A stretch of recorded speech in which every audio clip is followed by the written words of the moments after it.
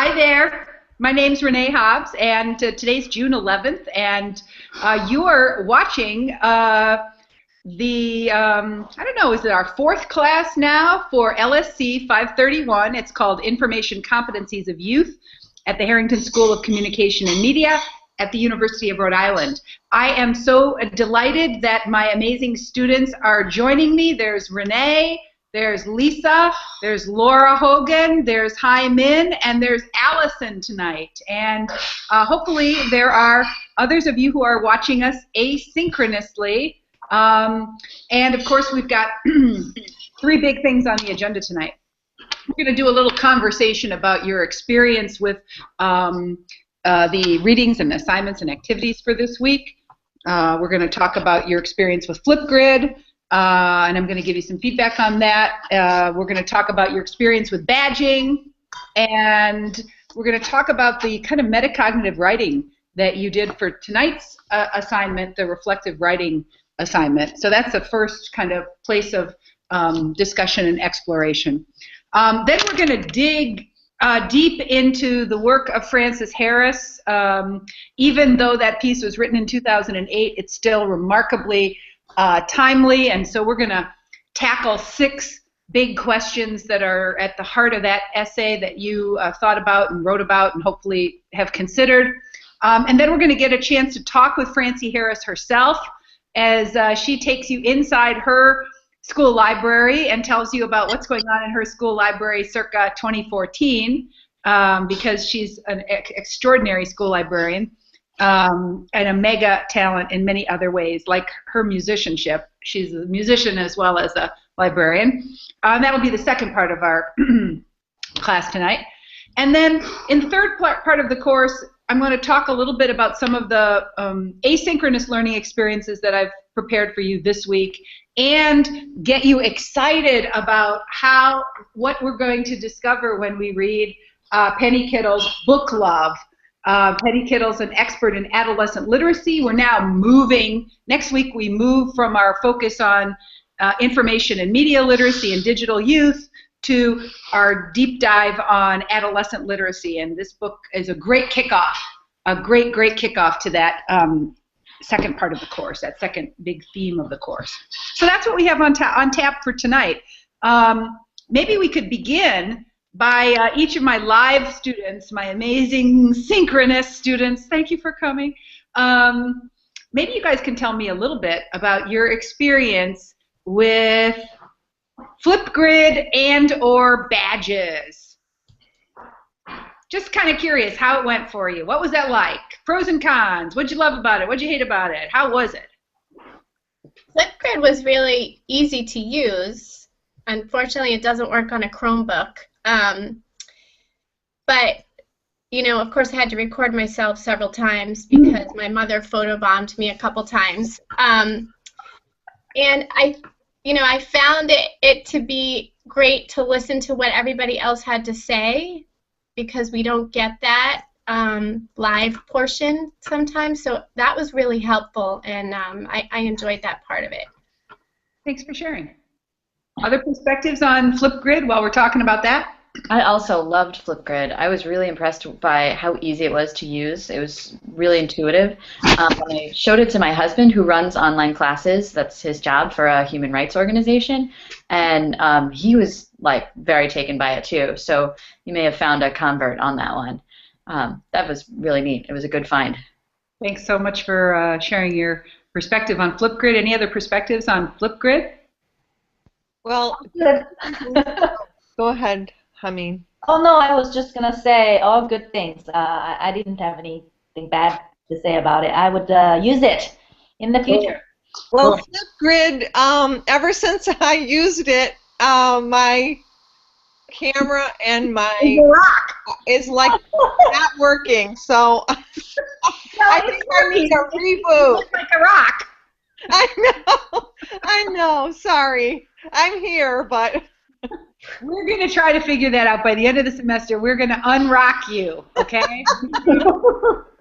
So one of the things that I really enjoyed, I also loved Flipgrid, and one of the things I love about it is in the face-to-face classroom, if I were ever lucky enough to have you as actual students in an actual seminar where we're seated around a seminar table, usually the flow of dialogue is too fast for me to capture. And I'm often, because my teaching and my research all kind of glide together, right? And I'm thinking about these ideas 24/7. It's always part of my, my DNA. And so usually what happens is I leave a face-to-face classroom kind of frustrated, was like a whole rush of brilliant ideas.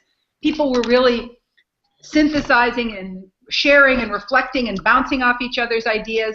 And it was too late at night, and I was too tired, and I couldn't capture any but the top level stuff. But with Flipgrid, it's permanent. And I was able to capture the flow of your ideas in Flipgrid pretty with a lot of precision. And I did feel like you demonstrated some evidence that you were actually like listening to each other and adding to each other's ideas. So, for instance, in the reflections on Frances Harris, we started with Becca and Jenny kind of framing us up around the fear and control issues, that happen in the context of K-12, right? We're afraid of student autonomy, and we want to protect kids from bad websites, right? And then it shifted to a talk about filtering. Allison, you brought in the whole issue of the inconsistent expectations across grade levels, right? And you were the first person to say, look, we have to take professional development with teachers more seriously, because teachers are giving such mixed messages to students, and that becomes our problem, right? And Hai-Min, you were the first person to bring up the elaboration likelihood model, which I am proud to report is a communication theory. So Frances Jacobson Harris is demonstrating her interdisciplinarity when Randy Hobbs! Jesus Christ. What is this? Randy! No listening to music until after my class! Sorry about that. Unbelievable. Okay, that's okay. He forgot I was online teaching. All right. Anyway, so Hai-Min, you were the first one to bring up the elaboration likelihood model, and this idea that maybe taking kids' interests into consideration would create situations where they would put more effort into the assignments and actually get more out of the learning. A huge idea in Frances Harris and beautifully articulated by you. And then Rebecca Ott made the connection to public library context, and that was cool, right? Because engagement matters a whole lot in the public library context. And then Laura, I thought it was really interesting. Laura's point was so powerful, and it transcended Frances Harris by a factor of 1,000. She said, if parents understood that our use of Web 2.0 and social media would be for the kind of activities that Frances Harris wrote about in the end of the essay, that they'd probably be super supportive. And it's like, why don't we communicate to parents about these instructional practices that we think could be transformative? Then it was basically Jessica talking about the need to be critical about media and information sources that are targeting kids. Renee doing a really great articulation of defining what internal heuristics are, and that's an important concept in the Frances Harris article. Catherine Damiano talking about this question of whether visuals, maybe superficial criteria, distract kids from source evaluation. Lindsay basically, underlining that point about Frances Harris wants us to problematize the idea of teachers and librarians selecting good sites for kids to visit, right? She wants to realize that that may actually be interfering with students building those critical skills. This issue of redefining the value of inappropriate sites and using inappropriate sites as a part of the instruction practice. And Ariel, thank you, Ariel. You're not on the call right now, but Ariel did a great job in sort of contesting this issue of whether visuals are distracting and whether that's a bad thing. And he introduced the idea that nobody's an expert, really, and that's part of the challenge of source credibility, is that we can't rely on traditional authority markers anymore. Kyle told the most pathetic story. Oh my goodness, it was so sad. But Kyle told this story of a parent coming into the library and asking for an information resource and then pulling out the child's worksheet and completing it. And that's what Frances Harris called something like the gift. What did she call it? The gift, you know, the sort of, she had a certain phrase for that, which I thought was absolutely fascinating. She said, you know, the parent thinks they're helping by offering this gift, right? But the gift is no gift, right? It's actually interfering. But Francie uses that to point out that we meet our information needs socially, right? By our first point of contact is what, you know, what's the weather like, is to ask somebody who's been outside, right? That we would much prefer to get our information from people rather than objects, information objects. That's a huge echo. Then Lindsay brought up this great point about sort of the practical challenges that she faced in her own school library to try to get kids to comment on her blog because it was constantly being blocked by the filters, right? The school filters weren't letting her use social media. And Sarah DeVito talked about issues of real-world application and engagement. And Jane said kids need time to practice credibility assessment, and it's not a one-and-done situation. And Jane also talked about how important it was for school librarians to collaborate with public librarians, and that public librarians need the same tools that are in the school library, the same digital tools that are in the school library. Lisa underlined that point about what's appropriate and inappropriate and did a very nice riff on secrecy versus supervised freedom, and talked about how talking about inappropriate media creates risky but meaningful opportunities for genuine dialogue. So not all of our class members participated in the Flipgrid as of tonight, but most of you did, and I was really grateful for it. And for me, the permanence of it actually allows me to think about how these ideas fit into the this kind of matrix that we're building about the different kinds of critical analysis and production competencies that we're framing up as media, information, and digital literacy. So I was thrilled about how you handled the Flipgrid. Now, you guys also had an experience with the badges. Maybe you did Storify as a badge, maybe you did Twitter as a badge, but you were using a tool created by a local developer right here in Rhode Island, a company called Achievery. And you may have had a good experience, a bad experience, an ugly experience. Let me hear a little bit about what was your experience with badges. I couldn't get my badge. What do you mean? I clicked on, I went to that page that you had linked to your website, and I followed the directions, and then when I was done, I went and clicked on, whatever that was, whatever it said. There was a little badge, and it said the page could not be found. Right. Yeah, that happened to me too, and so I made my own badge. You did? Yes. And I gave myself a badge, and so I was trying to figure out, well, how can I fetch that badge? But I guess it just is only on that platform. Yeah, I didn't get a badge either. You said click the award link. I don't know where it is. Right. And, where's the badge? How does that badge look like? I have no idea. I did create the Storify thing. I spent probably hours on it because it was kind of hard to find the exact thing to match my topic. Oh my God, I'm so glad I'm not the only one. It took me all day, Hyman.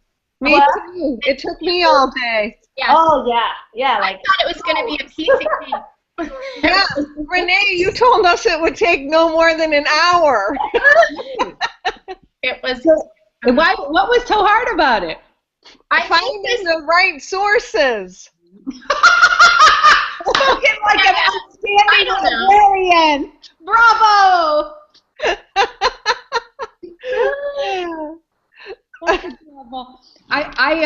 I'm experimenting with Achievery and badges because I want to support this local Rhode Island company. I don't think they have all the kinks out of their software yet.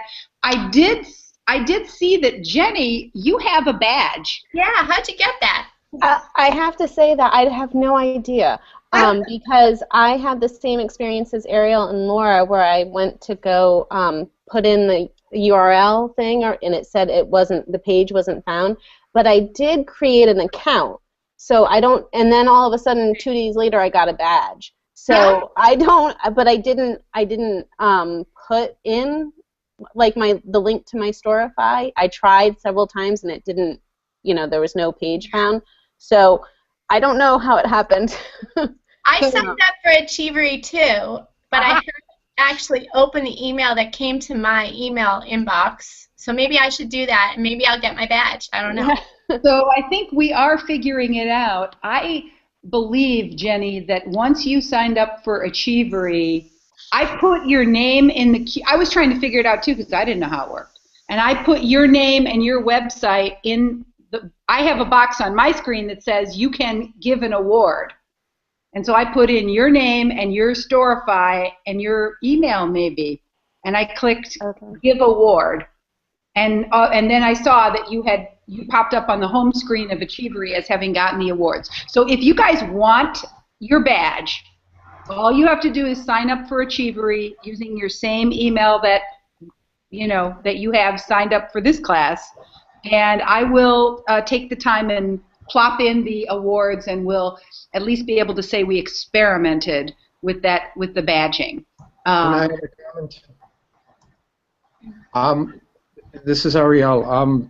There's one thing in regards to any type of online platform like this. I believe you need to be a member of something in order to get an award or a badge from them. That's why perhaps Jenny, it seems like she was the only one that actually I saw the sign up, but I thought the sign up would be if I wanted to create badges for someone else. So I ignored the sign up. I was following your directions. However, that did not work. Yep, exactly right. I think we're learning a little bit about the ambiguity of the tool, and so I didn't think you needed to sign up either, but now if you want the badge you have to sign up. So you don't have to.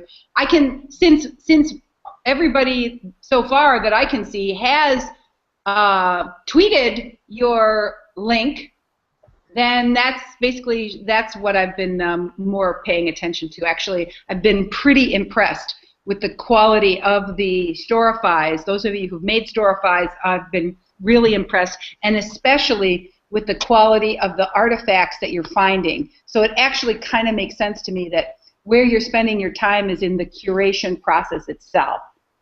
And that's way more important than the tool, right? So I'm really happy that you're focusing that way. I think Storify is a very good tool and can be used in the schools in a great way. Yeah. Cool. Okay, so you guys, are you ready for some new fun? Okay, so let's go to our class page. I'm going to do a screen share now, and you are also going to go navigate yourself over to our class homepage.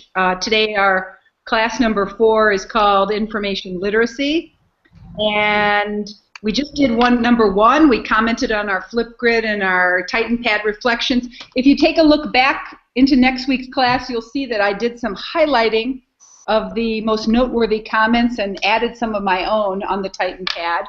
The delights and the tribulations of badging. I'm really looking forward to reading your reflective writing, and I'm looking forward to the way in which you're thinking about yourselves as learners. You know, my model of digital and media literacy includes this intentional focus on reflection. And so I see reflective writing as a really important kind of chance to do the kind of synthesis that's really necessary for robust intellectual growth. But before we get to talk to Frances Jacobs, I thought we could use this Padlet wall to discuss her article, and especially these 6 questions. Why don't you guys, can you do me a favor and do a thumbs up if you have used Padlet wall before? Thumbs up? 1. Okay, so that one thumb needs to explain, what is a Padlet wall?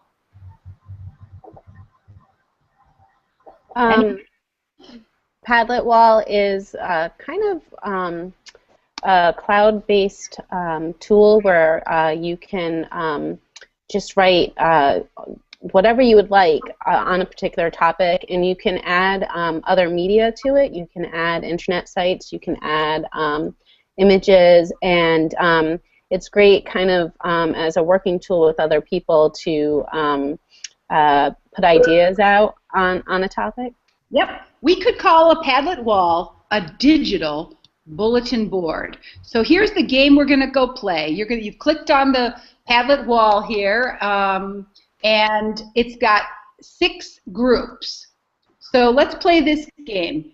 Renee and Lisa, I would like you guys to be team 1. What I'd like you to do is work on the question, what are the pros and cons of checklists for teaching credibility assessment? We want to do according to Harris, and then we want to go according to you. So notice that you can basically put anything down. You put your cursor, you click on the space, and you start to type, right? And it pops up a little sticky, and now I can answer. And I can put a photo, I can put a link, I can put anything I want. But what I'd like team 1, that's Renee and Lisa, I'd like you guys to start working part of the Padlet wall and see if you can answer the question, what are the pros and cons of checklists for teaching credibility assessment? Okay, so next up, Laura and Jenny. I'd like you guys to bop into team 3. Team 3, how to solve the problem of teachers sending mixed messages regarding website appropriateness and credibility. I kind of want to have your understanding of what Harris was saying and your own view on question 3. Now, Hymin and Ariel, I'd like you guys to take a few minutes, start working, team 1 and team 3, start working. Hymin and Ariel, I'd like you to work on question number 4. What are the opportunities and challenges of using hoax or spoof sites for credibility evaluation activities? Credibility hoax or spoof sites like the Martin Luther King site that was created by the hate group, or the male pregnancy website, or the tree octopus website, or just, you know, any of a number of crazy websites.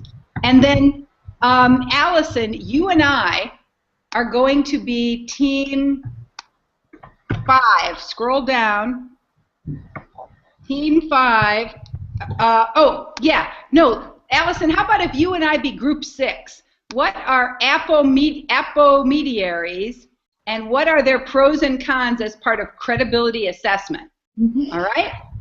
So we're going to take about 5 minutes and see if we can fill up this space. See if you can make a post and share some ideas.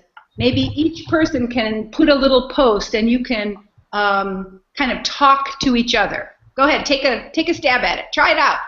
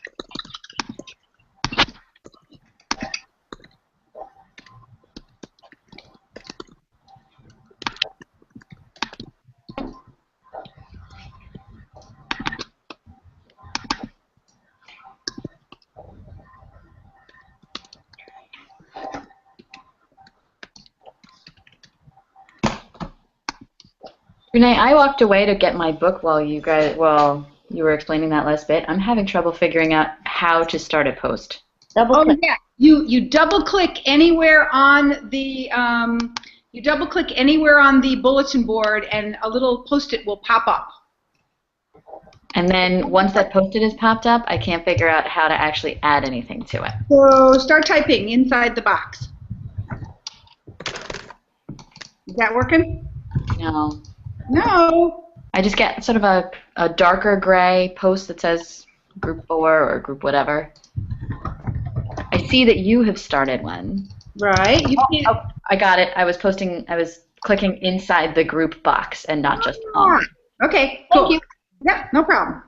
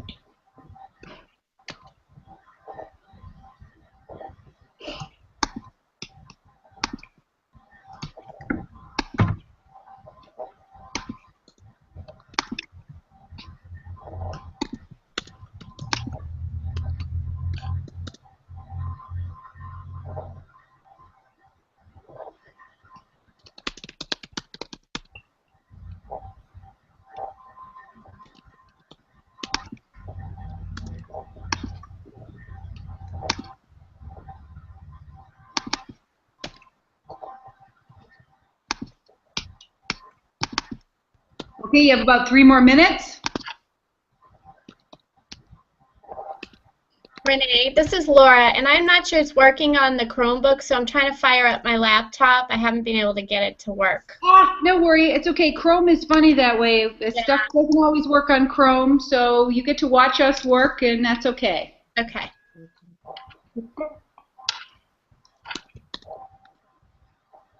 So let's just take about 1 more minute, and then we'll ask you guys to do your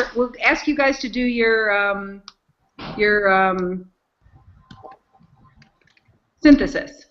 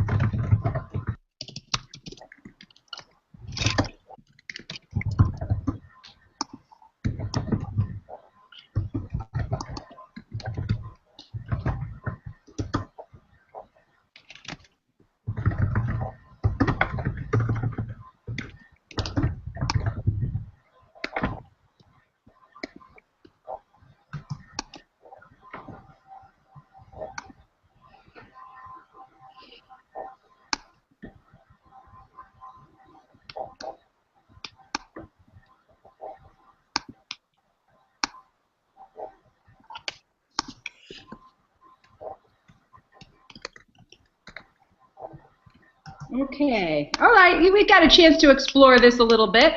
Why don't we just review? And how about if I hear? We're gonna have you guys talk through a little bit.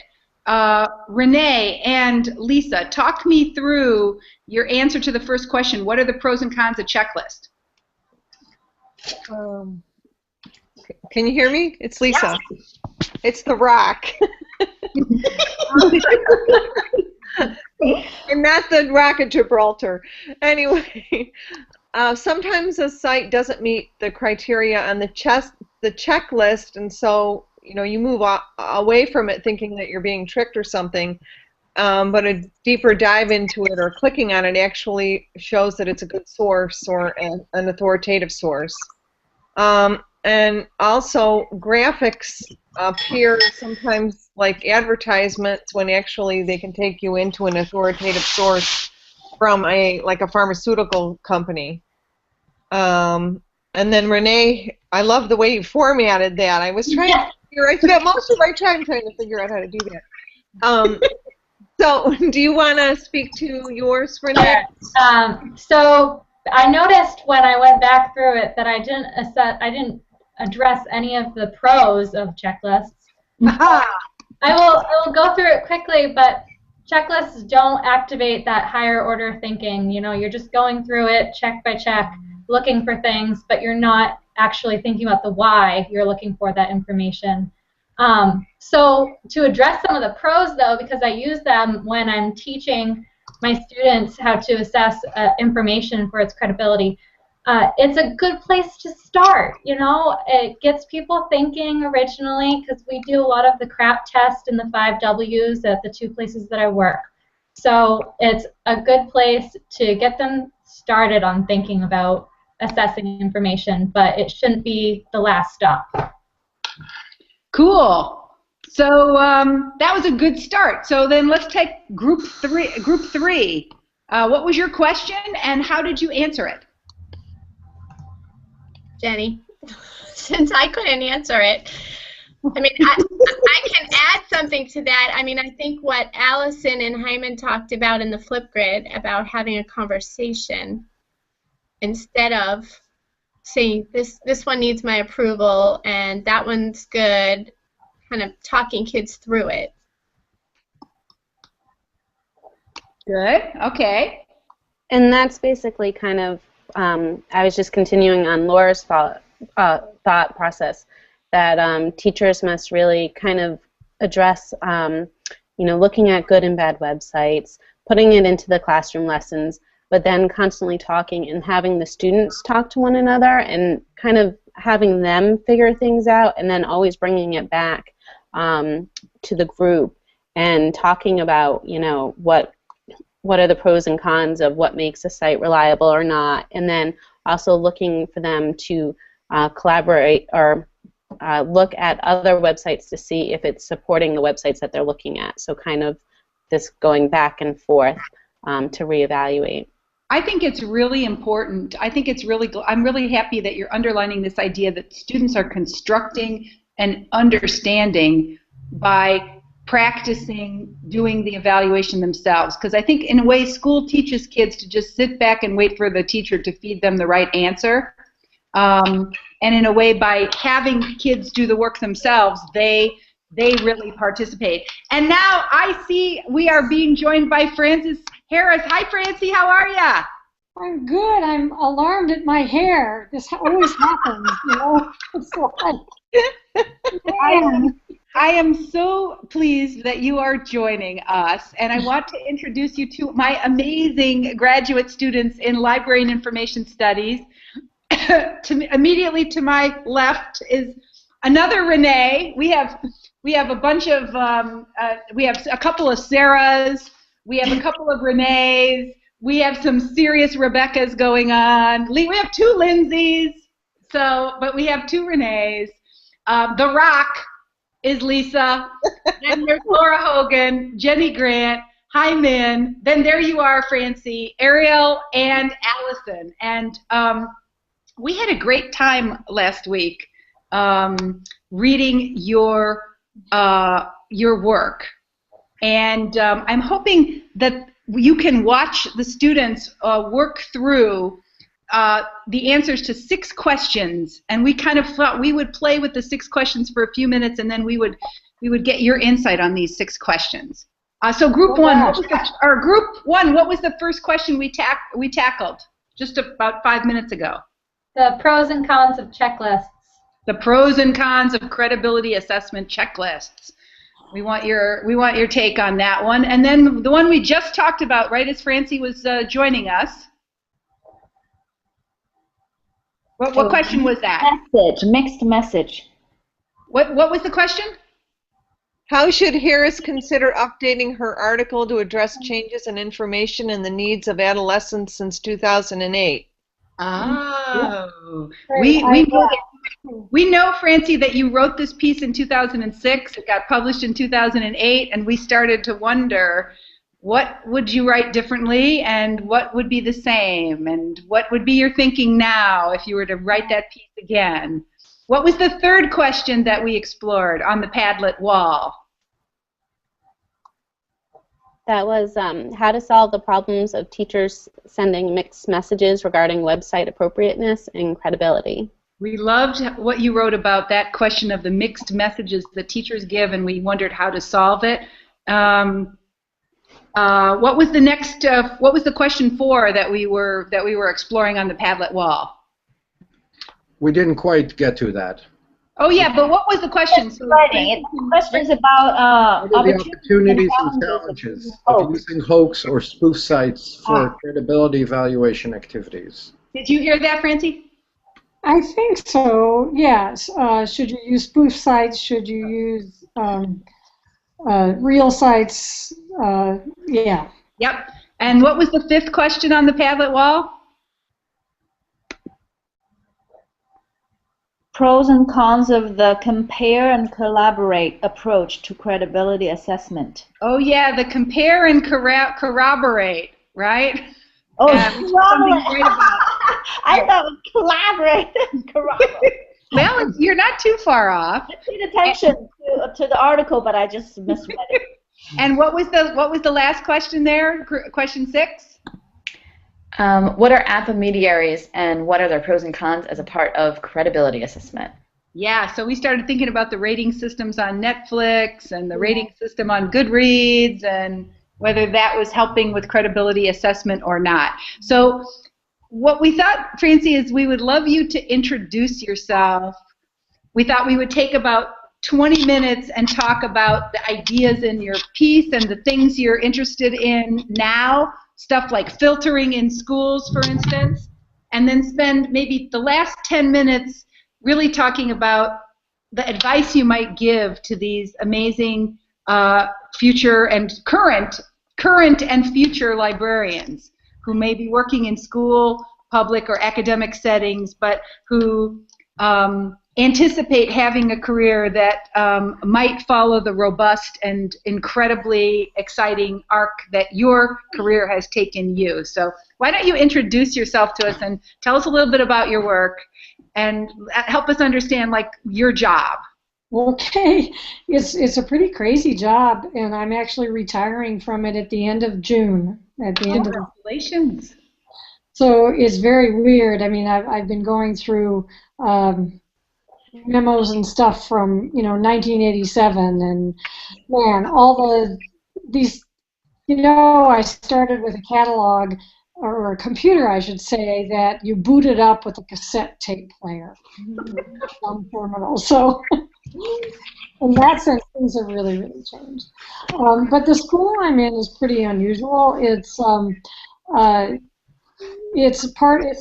unit of the University of Illinois at Urbana-Champaign, and it's a public school that has selective admissions. So it's gifted kids in grades 8 through 12, and it's really small, about 325 students.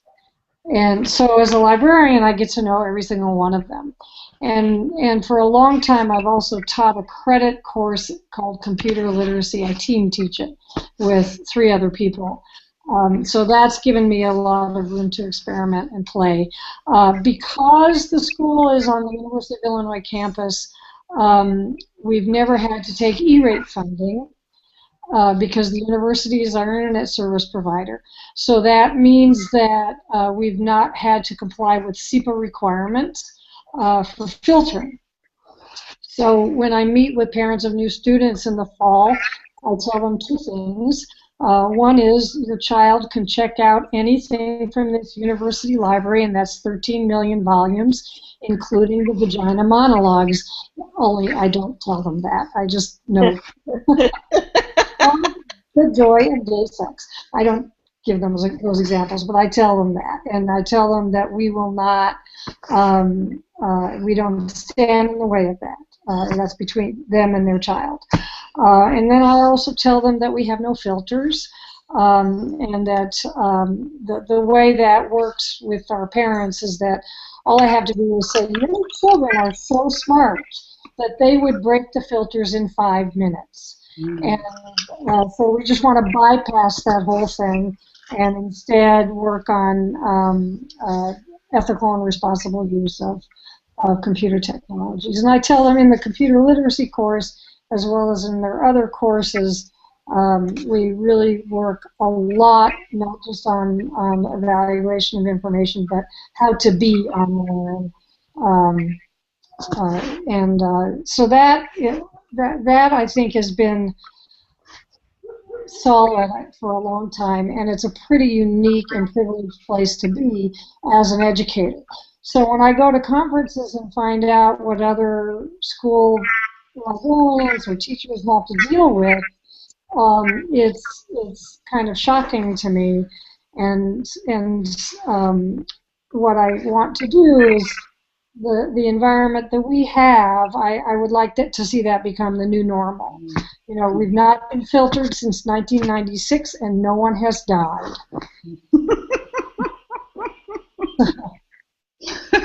Francie, you know what we're going to do here in Rhode Island right about a month before the gubernatorial election in November? We at the Harrington School are going to give politicians a digital learning IQ report card. And it's going to be 10 questions. And we're going to ask our politicians who are running for public office in Rhode Island, where do you stand on these issues? And we're going to use that, and one of them will be filters in schools, right? And one of them will be, you know, digital literacy and informal learning, and one of them will be, you know, the workforce development for digital literacy. They'll be all around themes of digital learning. And we feel like one of the things we have the opportunity to do, because the state is so small, is create a robust public conversation, because people are all over the map on this topic, right? You and I both know that. And it is a topic that it's a political issue. It really is. Oh, definitely. I mean, I think we're a little bit past the predator, the stranger danger stage, but there's a lot of other, there's still huge, some things have not changed very much. Misconceptions about social media. And I would have to say that of the problems we've had with our kids being online, filtering would have solved none of those problems. It wasn't about the behavior. So that's true today. Can you help us understand a little more about how you collaborate with teachers and what you've learned about this problem of integrating credibility assessment into the curriculum? What's been your experience collaborating with teachers? What's been your perceptions of the biggest challenges with teaching credibility assessment in the lab school setting? Well, like Rhode Island, we're very small, so it's easier for me. The physical proximity makes a huge difference, and I'm on the curriculum committee, and I know what goes on, and can talk to teachers very easily. So that helps a lot. But I think that was one of the group's questions. Bringing teachers on board and getting to understand that mixed message issue that is a real tough nut. And I think you can only conquer it sort of one at a time, and in pockets, and then try to get it to spread. And I just can't give you a really facile answer to that. It's our curriculum literacy class started being very cutting edge to deal with those issues head on, but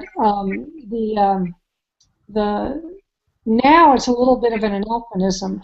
It ought to be integrated through all the regular coursework, and I think once they're moving in that direction, it's hard. It's hard to make changes in schools because you've got teachers' loads, you've got the schedule. It really is a slow steamship.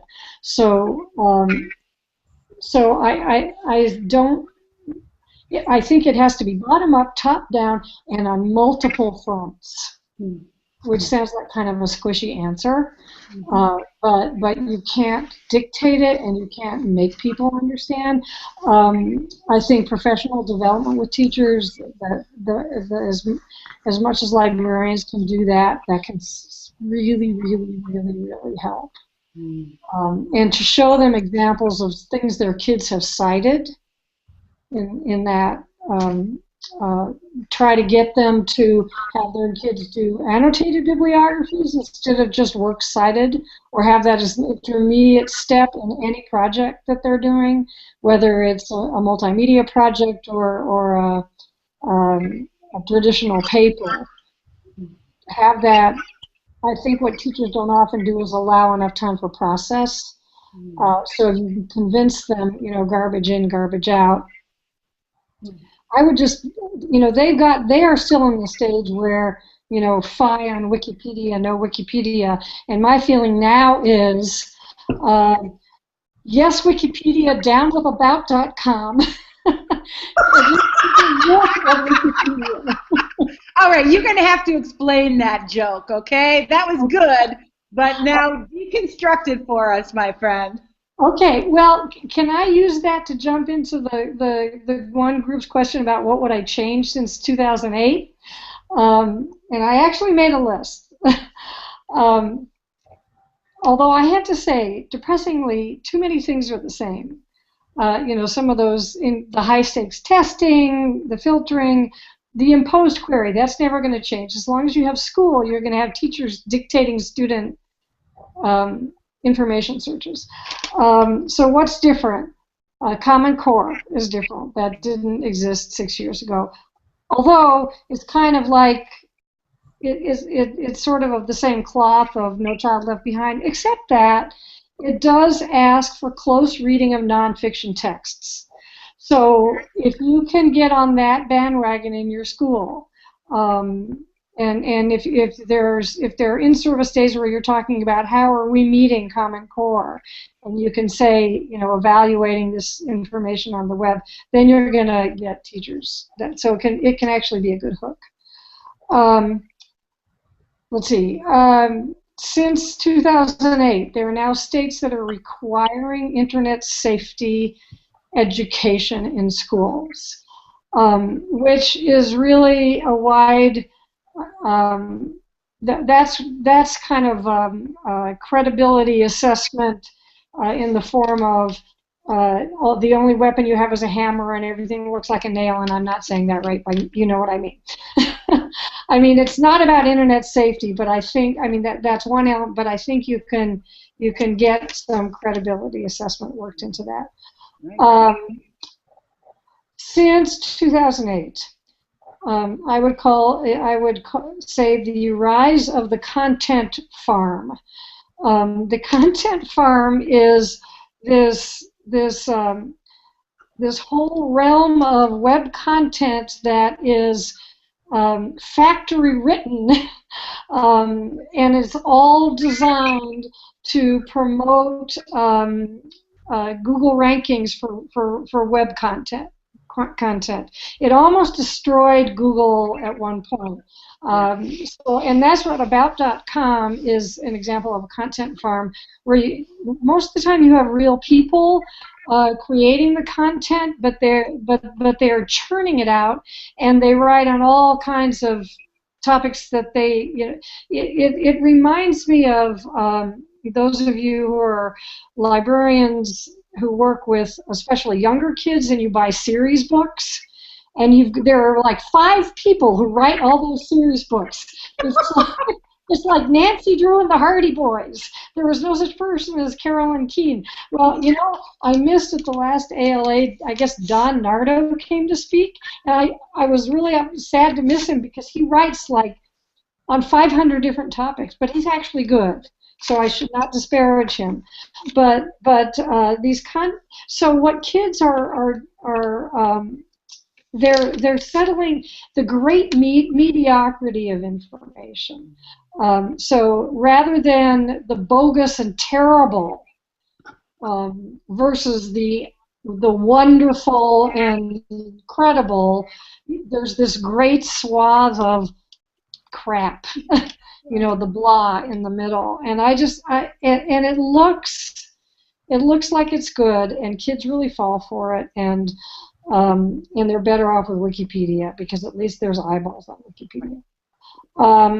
Another thing that's changed is the rise of the walled garden, and I would call or the Pearson phenomenon, where you have these big corporations that are creating all this education content, and schools are subscribing to it and buying it. And so it's a way of getting around the filter, because you have this huge amount of online content, and it's a way of delivering a lot of e-content, but you're buying. It's like everything is coming from Encyclopedia Britannica or one vendor or one, and so it's super convenient for schools. And also, those companies are collecting a lot of information about kids, and so there's a lot of stuff going on with privacy now that I would probably emphasize more. So let me just probe you on that, because that's such a great point, and you and I totally, I'm with you on. I'm also concerned about the rise of the walled garden, which is why we're teaching this class in a fully online network learning environment and not using an LMS. But you haven't explained what's so bad about the Discovery product or the Pearson product or the commercial walled garden. Like, what's the downside? What's the problem? Why is it a problem, Francie? It's a problem because, several reasons. One is it gives you the illusion of choice, but it isn't. It's like a textbook on steroids, and a textbook is sort of a third level removed from the real original, from the primary source, if you will. So if you're trying to teach critical thinking, and what you're doing is giving everybody a diet of good for you stuff, it really is like the textbook with the 27 bullet points, and then the questions at the end of the chapter where you just go back and if you read the text, you can answer all the questions. So it just doesn't teach the critical thinking skills that, I mean, one of the other things about the web is that, and this is something I've worked really hard on with our students, is the web has become this incredible resource for advocacy groups and organizations. So a student doing any kind of work on a topic like environmentalism, they're going to find Greenpeace, the World Wildlife Fund, all organizations that have an agenda, and they need to be able to identify that, to detect that is you want them to be exposed to information that has bias, and everything they get in these products are kind of is massaged, and it's not to say it's evil. I think it just needs to be more moderation in all things. Right, right. I think that's a very insightful point, because I think if we're preparing students to live and participate in a democracy where they're going to encounter a lot of different points of view, then the textbook approach, the walled garden approach, doesn't give them the opportunity to discover that information has a point of view. Point of view is always in there. It's almost like we're protecting kids from points of view that they will encounter once they leave school. So if school's supposed to be preparing you for life after school, the walled garden doesn't prepare students very well for that. That's a really insightful, cool point. So since 2008, Common Core, internet safety requirements, the rise of the content farm, the rise of the walled garden, anything else that you'd be writing about in 2014 if MacArthur gave you another whack at it? Yeah. Well, I think the only other thing I'd made a note of was the centrality of social media in our lives, and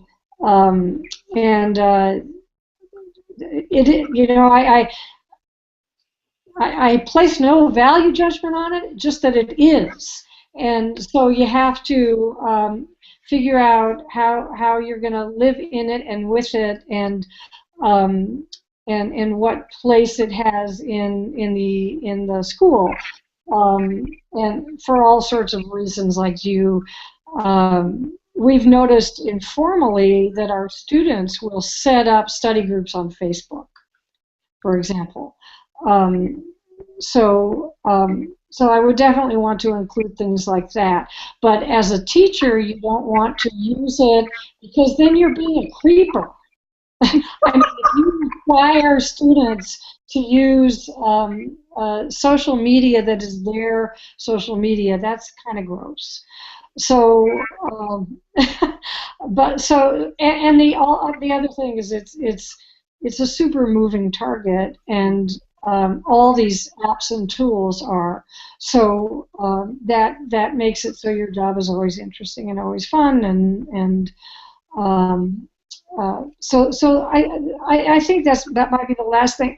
But although looking back at that chapter, I still think that most of it's remarkably depressingly still relevant in certain ways. I think so too. In fact, even when I read it in 2008, of the many fine essays in that volume, yours stood out because it so got to the realities, the gritty realities. So there's a lot of theories, a lot of theorists, a lot of blue sky, and I felt like you were our reality check. And also, you can be innovative within the limitations of the K-12 space too, and your work really reveals that. I'd like to give my students the opportunity to ask you questions, and then I'd like to give you the opportunity to give them advice on their careers. I wonder, my lovely students, if you have any questions for this distinguished, internationally renowned school librarian, Frances Jacobson Harris. No control over her hair. But it's still pretty amazing. What questions do you have? This is Ariel. If I can ask a question in regards to trying to find some unity in regards to how teachers operate. I'm right now in a vocational school in Massachusetts, and there is no standard in regards to what teachers are expecting kids in regards to citing their work, and I've only started there in March. And I obviously do not want to take the wrong approach in working with the teachers. Any advice in regards to that? Yeah, starting in March, it's just going to take time. It is going to take time. I think what I try to do is go to department meetings as much as possible, ask teachers what they do as much as you can. Show an interest in what they are doing. provide them with resources you know you already have, and then you'll find little opportunities. When they say, oh, I'm doing this and so on, you say, oh, I would be happy to come to your class to do X. Or feel free to spend, when you're working on that unit, do it in the library, and then there will be 2 grown-ups in the room to work the floor is the way I would see it. But I've been spending the last couple of weeks going through my things from 1987, and I would say, it took me 3, 4, 5 years before I felt like the first 2 or 3 years were just trying to figure out who I was and who they were and what it was about. So it just takes time. You can also try to work it through at the top too, but be careful, because you don't want the only person I've ever known who could do that was Joyce Valenza, who got the upper level administrators at her school to say every teacher will do X and so in regards to citation and inquiry-based learning, because she just has that force, that charisma, and that. But most of us can't do that, and most school administrators can't do that. But they can kind of set the table for you to say, look, we're giving, as long as you're putting the kids first, what's going to be the least confusing for the kids. And it doesn't all have to be the same. Like in science, we use APA. In the humanities, we use MLA. That's okay. Ariel, thank you for that great question, and Francie, thank you for that great answer. Who else has another question?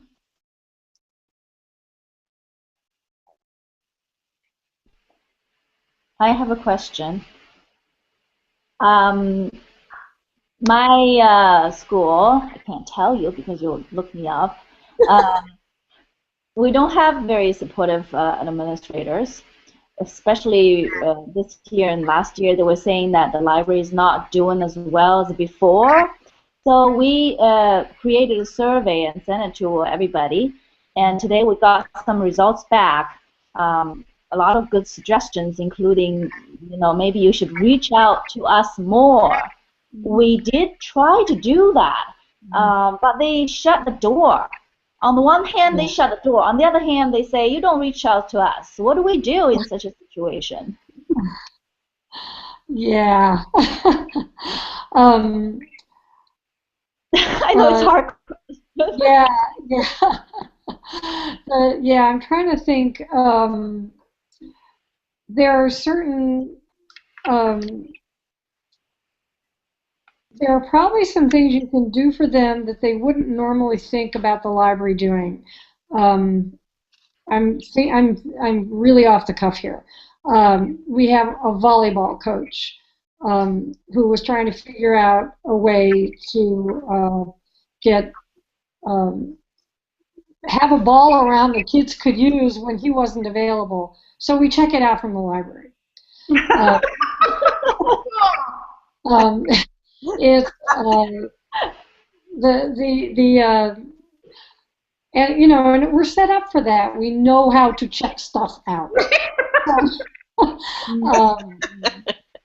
There are certain things you don't want to do. Like when I first started, the teachers were using the library as a place to send their students to do makeup tests, and the library staff was proctoring them.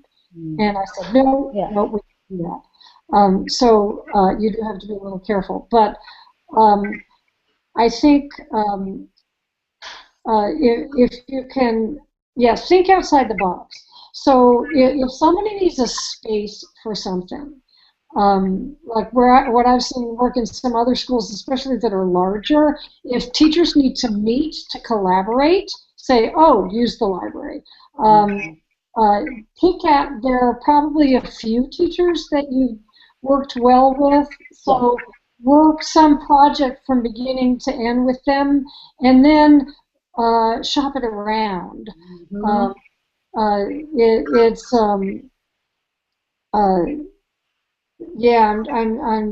There are some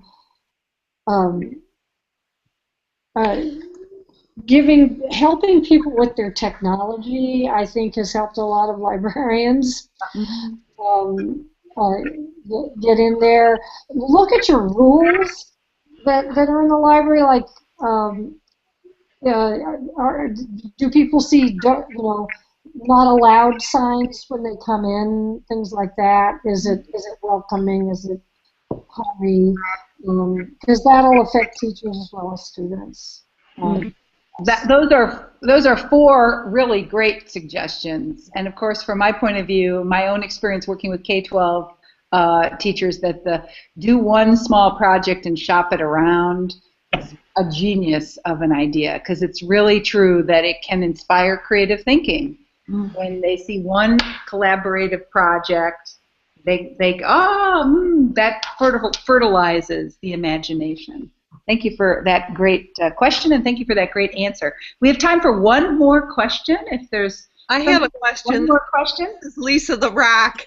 I just wondered if you could speak to the future of the school librarian in the K through 12 environment. Just in a very general way. I know that's like the $1 million question, but it's so scary. It is so scary, and I think the economy has to turn around. I think that's going to be a big part of it. But the problem is, like, if you look at the state of California, ever since Proposition 13 and whatever that was, 1977, when people don't have school libraries, they don't know what they're missing. And they don't know that there's not a person there to check out their volleyball. That we don't want the collective memory to be gone, to be lost. I think that this is where the professional associations have the most expertise. All the advocacy work that's done at the legislative level. But I also think it's one of those things that you work from all sides, from bottom up and top down. But I think it is pretty scary, and I'm every time somebody leaves, that it's a big relief when you see that they're going to be replaced, because and the other thing is to try to get librarians and other specialties on that bandwagon, for public librarians and academic librarians to advocate for that, because it really affects them if the academic librarians see kids with no skills whatsoever, and the public librarians become the de facto school libraries, and So I don't have any magic bullets, but I think it's very serious. But one thing that's really cool about your own career trajectory, and especially this new phase that you're going to be entering into, is that this is like welcome to Act 3, right? Yeah. Now you're going to be starting your 3rd quarter, and who knows what the next 10 years are going to bring. I can hardly believe that you're retiring. That seems startling to me. But can you give us a sense of what you're looking forward to as you think about your future and the 3rd quarter, in addition to your amazing professional musicianship, which I am sure you will be continuing to do, you talented musician, you. What are you looking forward to about your 3rd quarter? Oh, man, I'm looking forward to reading books during the day. Good answer! I don't know if I'm going to it's going to feel really weird, and I think I'll probably feel guilty. But and yes, I have a klezmer band. This is Eastern European Jewish music, so it's called Don't Ask. So that's I will be doing some more of that. That is a lot of fun. I just found out today our English department and me, I'm sort of the tag-along, proposed a book to, I'm forgetting the name of the publisher. It's a big one. Routledge? Yeah. Is that right? Okay. On teaching the taboo. and it just got accepted. The proposal was just accepted. So, and they're going to write about things like teaching in the English classroom. Most, books that are difficult. Huckleberry Finn, Toni Morrison, all kinds of that sort of thing. Teaching creative writing, and what do you do when kids use profanity in their writing? I'm going to talk about access to information kind of things. So we've had so that I will keep writing, but so that's cool too. I have a little grandson who's 20 months old, and I have a 95-year-old mother. So, and I'm going to sleep some more, and I'm going to, take walks and do yoga in the garden. So, that makes me very happy in a lot of ways, and I can't think of a better way for my amazing LSC531 students to be introduced to the legendary Frances Jacobson Harris and to read her amazing essay and encounter her, if not in the flesh, in the digital domain. So, Francie, thank you on behalf of all of us at the University of Rhode Island. Thank you for joining us. This has been absolutely stimulating. I am positive you will be continuing to fertilize their thinking. So really grateful that you were able to join us. I have to tell you one more thing before you go, Renee. When I was cleaning out files, I just remembered this. I found a file from a study group that I was assigned to at my school in about 1997, and it was on media literacy. And one of the same English teachers had in our little file of articles to read, there was an article by you. Aww. So you're definitely one of my heroes. So our paths crossed even before we met. There you go. That's another kind of our first encounter, right? All right, you guys, do good work. Thank you for what you're about to do. All right, we're giving you the wave goodbye. Thank you again. Students, you stay with me, but we'll say hi, goodbye to Francie. Thanks, Francie. Bye-bye. Bye. Okay. So is she awesome or what? Right? Man, you're just going to want to read everything she's ever written. She's incredibly prolific and is probably one of the best writers of the school library scholars and practitioners. She's just amazing. Now, though, we only have about 15 minutes, and I want to get you ready for thinking about what's coming up next. The most important of which is your reading of Book Love. So if you now go to our class website, and you go to the very, very bottom, the most important thing that you're going to be doing this week is reading this book. And as you're reading, it's a very fast read. I would say you could read it in 2 hours, but I guess maybe that might take you longer, right? But I think you could read it probably a long time. I read very slowly. It's my second language. So what I'd like you to do as you read is maintain something that I'm going to call a David Letterman list. You guys know what a David Letterman list is? Top 10. Right. What? I want a top 10 list. There are way more than 10 great ideas in this book or elements that are going to stimulate your thinking.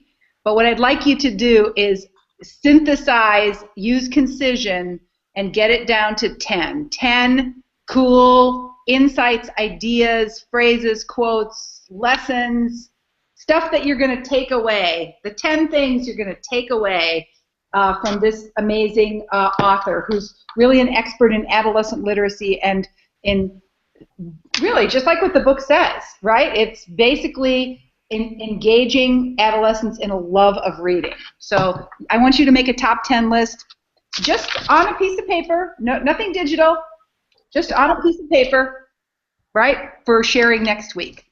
And so now, if you're back at the, I'm going to go back to the screen share, and I'm going to go back to start the screen share, and I guess I'm going to go back. Let's see if I go back this way. Do you get to my class? There we go. Dr. Hobbs, I have a question about this book. Yes. Is this a book that was added to the books for this class? Because I have 2 other books, and I don't have this book. This book is on the syllabus from the very beginning. It's always been on this syllabus. It's been on the syllabus since the very beginning, so it's definitely been part of the course since week 1. We're now reading it, though. So does that answer your question, Ariel? Yeah, I'm just going to be behind in this assignment because I need to purchase it. Ah, got it. Okay, well, it's probably going to find it in a whole lot of libraries too. So feel free. You can make your way through it as best you can. We didn't have time to do this activity, but I would invite you to take a look at this chart. I love this chart. It's a chart of information search strategies. I love the names of these strategies, and I invite you to reflect on which of these have you used and in what context. Sometimes when we have specialized words, it actually helps us with our thinking. And I loved the idea of, for instance, take a look at the one near the bottom, scoping. So when you're using scoping as an information search strategy, you recognize what kind of source will answer a question, and you search specifically within that category of source. So I've been tweeting new jobs for Harrington grads, and I know that I can go to the Department of Labor for really great data about why digital media jobs and social media jobs are on the rise. So I already know that I can go to the Department of Labor, so I'm doing scoping when I'm searching specifically within a category of source, like a .gov type source. I love these tactics, these strategies, and the vocabulary words that go with them. But here we go for what I'd like you to do this week. This is a 3-minute video from Google on how search works. And what I'd like you to do is watch this 3-minute video and tweet one key piece of information that you learn. So you're going to be sharing what you learn about how search works in Google and trying to get a concise, precise, interesting tweet that actually teaches somebody something. Okay? Then and then what I'd like you to do is one of the things I was really pleased about is that you heard Frances Harris mention Joyce Valenza. We are really thrilled that Joyce Valenza is coming to the Summer Institute in Digital Literacy this summer, which actually happens to coincide on a Wednesday night where you'll get the chance to meet her in the flesh. Because instead of my class, if you make a note of this, it's July 16th. That class will be a face-to-face class because I'll be at the Summer Institute, and you guys will have the opportunity to kind of meet Joyce, and we'll have class together, perhaps in a very informal way on that night. But Frances Harris wrote about Joyce Valenza. She's probably the most famous school librarian in America. And I got the chance to make some curriculum materials with her for a project that I did for PBS in 2008. And strikingly, many of the ideas that Frances Harris writes about, I was actually writing about too, but in a different way, right? I was writing through some curriculum materials that I produced for PBS. So I'd like you to take a look at those curriculum materials. And as you watch the videos and maybe look at the lesson plans, consider how those ideas, the ideas in those videos, resonate with ideas from the Frances Harris article. Now, this is your biggest video activity for the week. It's a video by Daniel Russell called "The Revolution in Answering and Asking Questions." Are you familiar with Dan Russell, and have you encountered him in your other library classes? No. No. Okay, he is a Google scientist who specializes in how people search, and this is a really amazing piece of scholarship. So don't be thinking it's a YouTube video. It's an amazing piece of scholarship. What I'd like you to do is watch it and then identify 2 or 3 key ideas that you should put into your own words using Flipgrid. So be sure to view the work of other students before you post so that you avoid redundancy. So we're going to try to harvest all the cool ideas in this 18-minute video in our own little Flipgrid where you explain what you learned in this video in your own words. It's a really thrilling and exciting learning experience. And that actually invites us to do a little bit of a deep dive on the resources that have been created by Google. Because Francie didn't say this, but since 2008, Google has provided a whole lot of educational materials to help build people's information literacy competencies. And it's ridiculous that nobody knows about these resources. And so certainly librarians should know about these resources and be able to use them and be able to help other people use them. So we're going to take a look at a few of the 50 or more how-to videos created by Google. And as you look at that list, you're going to ask yourself, how many of these things do you know how to do?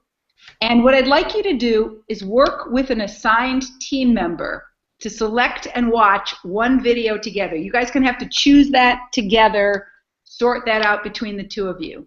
And then work together to select another set of tools from the Google search. So if you're going to click on each of those links, you'll see the first list, 50 plus how-to videos, are very short 1 or 2 minute, very simple activities.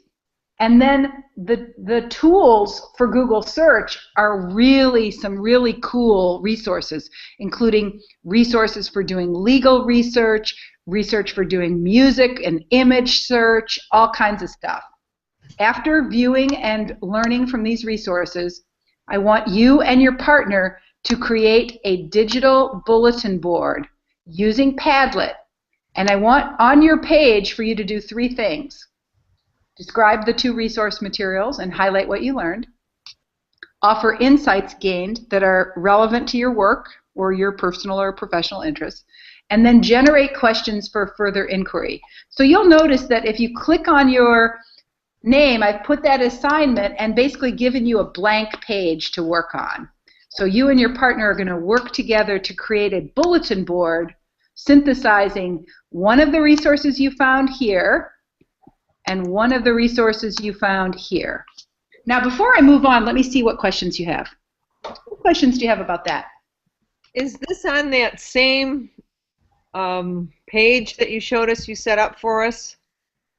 We do this exercise with both sources on that same page? Yes, so let me just, I'm going to click right now so you see what I'm looking at. This first page is from a list of 51 videos created by Video called Teach Parents Tech. And it's short videos like how to resize a picture, how to make calls from your computer.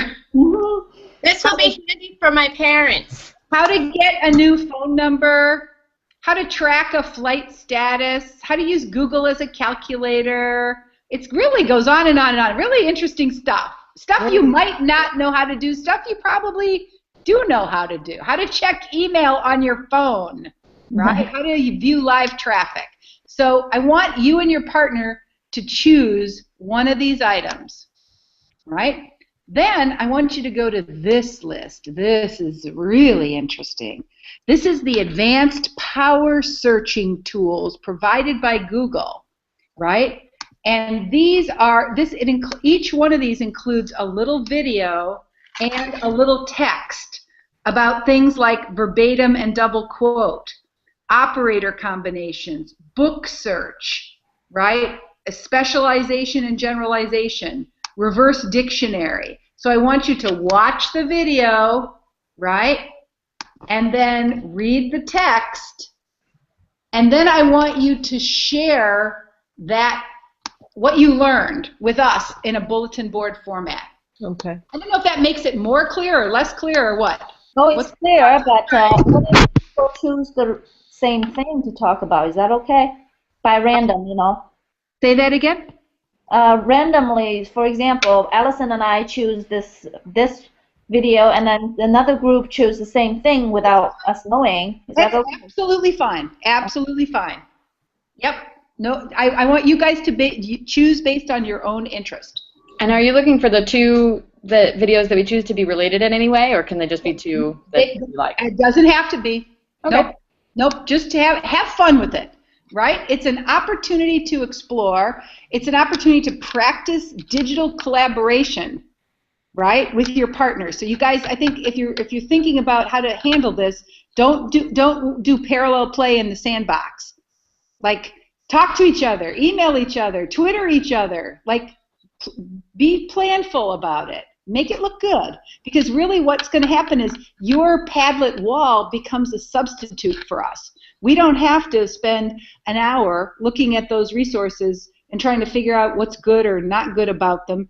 You're going to make a Padlet wall where in 2 minutes I get what you learned. So you're going to be saving me a ton of time, because you're going to dig into some of those resources and synthesize what you got out of them. What questions do you have about that assignment? Where can I find my partner's contact information? I looked on his blog. I did not find contact information there. Got it. Go to our list for LSC531. Our Twitter list includes all of the Twitters of all the Twitter handles of all the members of the class. So Twitter would be the best way to do it. You can also use the URI directory. And that's directory.uri.edu, and you can email the person from their my.uri.edu account. Do you have any other questions about item number 3? Nope. Okay, cool. Now, so then there's just so much from Google that I couldn't let you off the hook without having you look at the lesson plans. The lesson plans are amazing. Not only are there the Google a Day challenge questions, which are so cool, right? But there are these lesson plans for picking the right search terms, understanding search results, and notice how they're organized. Beginner activities, intermediate activities, and advanced activities. So those of you who are thinking about university, being like university librarians, you be looking at these advanced search categories. You folks who are working in the elementary school, you be working at the beginner level. Poke around and take a look at these lessons, because they will blow your mind. And you don't have to learn everything, but I want you to look at one of these, because they are really well constructed lesson plans, and they will likely give you some good ideas, okay? This one I picked right here randomly. The question is, how can I recognize bias? Why might I use biased information? What are indicators of misquotes or falsified images? How might I check the facts of a source? Okay, so in a way... How did you get to this document? I clicked on the link that I provided to you. So I provided you this. I provided you. Number 4. I provided you this link, and it says review the lesson plans available on Google search. Then select one of them to review and evaluate. Share a tweet to comment, and share your opinion on the lesson. Be sure to use the LSC531 hashtag and the URL to share what you're learning with our class and with the world. All right. Any questions about that little activity? Well, all that shrinking to 140 characters, huh? Absolutely. It will indeed. And of course, when you share the URL, you'll discover that you gain some followers too, because people love to have your opinion in a summary combined with the URL. Now, I've given you a very short article. It's just a very short little piece from the Association for College and Research Libraries. It's called Google Like a Librarian. I'd invite you. This is also a very short piece measuring adolescents' attitudes toward reading. It's really supporting our main activity for next week as we move into, I think it's probably one of your favorite topics, right? Adolescent literacy, right? So that's where we're going. This week we finish up with credibility and digital literacy and information literacy, and next week we start our journey on adolescent literacy. Do you have any questions before I let you go? I have a question about the last assignment, or the homework. When we email you, do we email you with our concept for exactly how creative we're going to be, or do we just tell you our topic? You are free to pick your level of poison. I'm glad you're asking that question. Everybody's different when it comes to their creative work, and all I want to know really is, what are you thinking about? You may have a fully formed project, and if that's great, you do. And you may have just a vague and general idea, and that's okay too. So I'm not evaluating you with this email. I'm simply checking to make sure that your brain is working, you're thinking in the shower, and you're realizing that now in this second half of the course, you're going to be moving into doing some more independent work. There might not be so much, after next week, there might not be so much stuff to do because you're going to be doing stuff for your project now, right, as we move into that phase. So I can't really help you until I know what projects you're thinking about. And that's really all I need is an email saying, I'm thinking about this topic, I'm thinking it might be this. That's all I need. Don't overthink it. Thank you for asking that question, though. Yes, that's my question, too. That was mine, Anybody have any other questions? All right, well, we're ending right on time. I want to give a big thumbs up to my synchronous folks. You guys, I cannot tell you how much fun it is to be able to have you play in the sandbox. So I'm glad you joined us, Allison and Ariel and Hi Min and Laura and The Rock. And Renee, my name partner. Oh, yeah. For joining. All right, let's wave goodbye, and we'll see you guys next Wednesday. Thanks for joining us. Bye. We had a lot of fun tonight. Thank you, Frances Harris, and thank you, LSC531. Bye-bye. Okay, Lisa, you're going to stay, right? Yeah. Okay.